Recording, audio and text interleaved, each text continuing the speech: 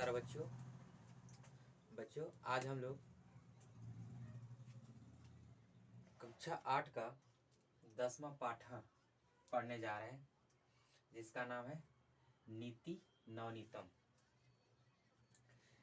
प्रस्तुत पाठ में मनुस्मृति के कतिपय श्लोकों का संकलन है, जो सदाचार की दृष्टि से अत्यंत महत्वपूर्ण है।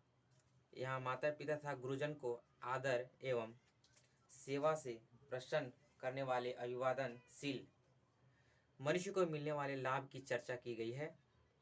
इसके अतिरिक्त सुख दुख में समान रहना, अंतरात्मा को आनंदित करने वाले कार्य करना तथा इसके विपरीत कार्यों को त्यागना मतलब छोड़ देना, सम्यक विचारों प्रांत तथा सत्य मार्ग का अनुसरण करते हुए कार्य करना आदि शिष्टाचारों का उल्लेख भी किया गया है।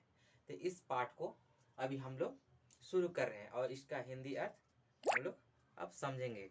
ठीक है, इस पाठ को शुरू करते हैं और इसका हिंदी अर्थ अब हम लोग समझते हैं।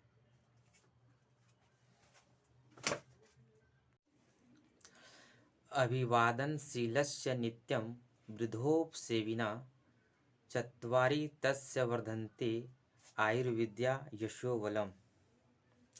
अर्थात जो व्यक्ति अपने माता पिता को सदैव प्रणाम करता है तथा बड़े बूढ़ों की सेवा करता है, उस व्यक्ति की आयु, विद्या, यश और बल, ये 4 चीज़ें अपने आप बढ़ती है।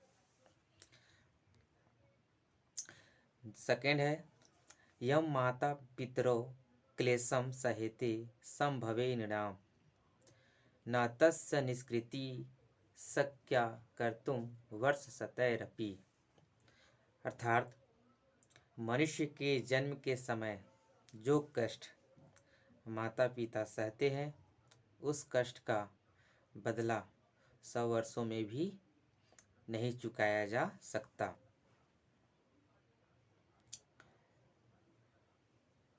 तयो नित्यं प्रियं कुर्यादाचारस्य च सर्वदा तिस्वेव त्रिषु तुष्टेषु तप सर्वं समाप्यते। अर्थात उन दोनों माता पिता तथा गुरु का सदैव प्रिय करना चाहिए। कहने का मतलब कि माता पिता तथा गुरु का हमेशा अच्छा करना चाहिए।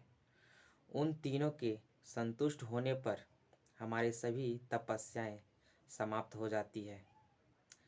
अर्थात हमें हमारी सभी तपस्याओं का फल मिल जाता है। सर्वं परवशं दुःखं सर्वमात्मवशं सुखम एतद्वि धात्समासेन लक्ष्मणं सुख दुःखयो।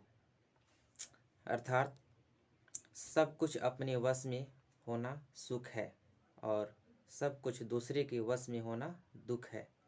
हमें संक्षेप में सुख और दुख का यही लक्षण जानना चाहिए। कहने का मतलब है कि हम जब दूसरे के हिसाब से चलते हैं तो क्या है, दुख है, और हम अपनी मर्जी से कोई भी काम करते हैं तो क्या है, सुख है। आगे है, यत् कर्म कुर्वतोष्य स्यात्तप परितोष्ण तरात्म यत् प्रयत्नेन कुर्वित विपरीतम तु वर्जयेत्। इसका कहने का अर्थ है कि जिस कार्य को करते हुए अंतरात्मा को संतुष्टि मिलती हो, उसे हमें प्रयत्नपूर्वक अवश्य ही करना चाहिए। इसके विपरीत यदि जिस कार्य को करने में हमें संतुष्टि न मिले, उससे हमें त्याग देना चाहिए, या इसके विपरीत संतुष्टि न होने वाले कर्म का हमें परित्याग करना चाहिए। आगे है, दृष्टिपुतम नसेत पादम वस्त्रपुतम जलम पिबेत सत्यपुतम वदे द्याचम मनापुतम समाचरित। अर्थात दृष्टि द्वारा पवित्र करके या हमें सोच समझकर आगे पैर रखना चाहिए वस्त्र द्वारा पवित्र करके यानी कपड़े से जल को हमें छान कर पीना चाहिए। सत्य द्वारा पवित्र करके वाणी बोलनी चाहिए। कहने का अर्थ है कि हम सत्य के आधार पर पवित्र वाणी हम बोले, हमें वैसा ही बोलनी चाहिए। तथा मन द्वारा पवित्र करके आचरण हमें करना चाहिए।